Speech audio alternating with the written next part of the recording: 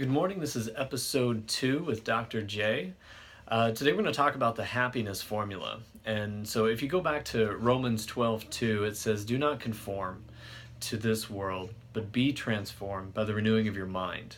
And we know that the mind has a huge role to play when it comes to everything else that we do in life. And 2 Corinthians 10:5 talks about we take every thought captive, or take captive every thought to make it obedient to Christ. And you start looking at things like in Philippians 4:6, it says, "Do not be anxious about anything, but in every situation, by prayer and petition with thanksgiving, present your requests to God, and the peace of God, which transcends all understanding, will guard your hearts and minds in Christ."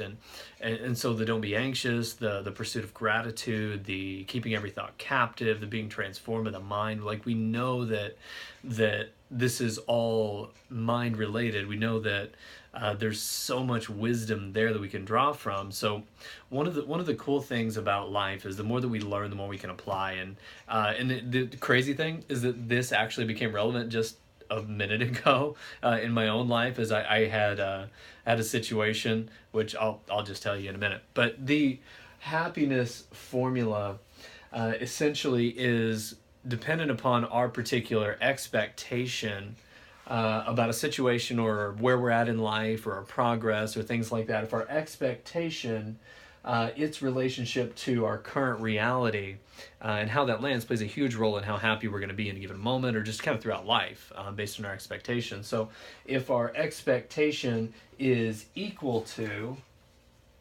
our reality, then we're going to be happy with what's going on, and we're going to be okay with that, and things are going to be good. Now, if we have our expectation that's greater than our current reality, if we expect to be at a certain point in life and we're just not there yet, our reality is not up to that point, there's going to be some level of stress, right? There's going to be some level of, I want more, this is not enough. There's going to be a perception there, and then we can either change that, or if unfortunately we don't feel like that there is a change in our ability. There's always a change ability. We can always change something. But if we feel that we don't have change, then we start getting into being depressed. And if our expectation is not just equal to reality, but our expectation is much lower than what our current reality is, if our current reality exceeds above and beyond our expectation of what life should be, or what a relationship should be, or where our health should be, then we are ecstatic. Like, we are just bouncing off the walls, bounding, excited, loving life because it exceeds that. So and take a look at this stuff. I mean, test it out. Think about a particular experience that you've had, something in your life that you are absolutely happy with. Maybe it's your relationship with your spouse. Maybe it's your relationship or your connection with your kids. Maybe it's your where you're at in your career. Maybe things are going really well there. Maybe you're further ahead than where you thought you'd be. That's going to lead to just a tremendous fulfillment and feeling of accomplishment there. You're going to be happy with that. If your health, or your body, if you've really done some things to change and really work on something there, and you're doing better and it's happening faster than you thought it would be, then you're going to be really happy with that. And if something in your life, if it's not where you want to be, then you know that there's something that is an expectation that you have that's not being met. Now, there's 3 points of power to this situation when it comes to making a change. So first one is looking at your expectation, because our expectations really may not be accurate. So that's number one. We can change this little delta here, is a formula, scientific thing for change, not a whole formula, but you know what I mean. That symbol, the change, number one, can refer to our perception of what an expectation we have is. Whether is it realistic, is it not? Then the second point that we have is we can change our current reality. We can change our situation. So if there's something about our situation we don't like, we can literally do something about it. What a concept, right? And then there's a lot of strategies there, because a lot of times that gap is huge, and what do? We need some strategies there, and feel free to send me a message on Facebook, or an email if you have that info. We can converse on there, see if we can't bridge that gap for you. But the third piece is one that we don't see directly on here, but it's indirect. This third piece, this third change here, is that filter or that perception that we have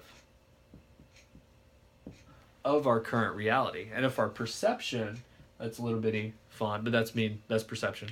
If you perceive your reality a little bit distorted than what it actually is, then you're going to heavily be weighted toward the positive side, like optimistic, or the negative side being pessimistic, versus having a balanced, realistic view of where things currently are. And then usually people who are struggling with happiness have a negative disposition or a pessimistic view of either themselves, their current reality, or often have an unrealistic expectation of what life even should be in that arena. So here's the formula.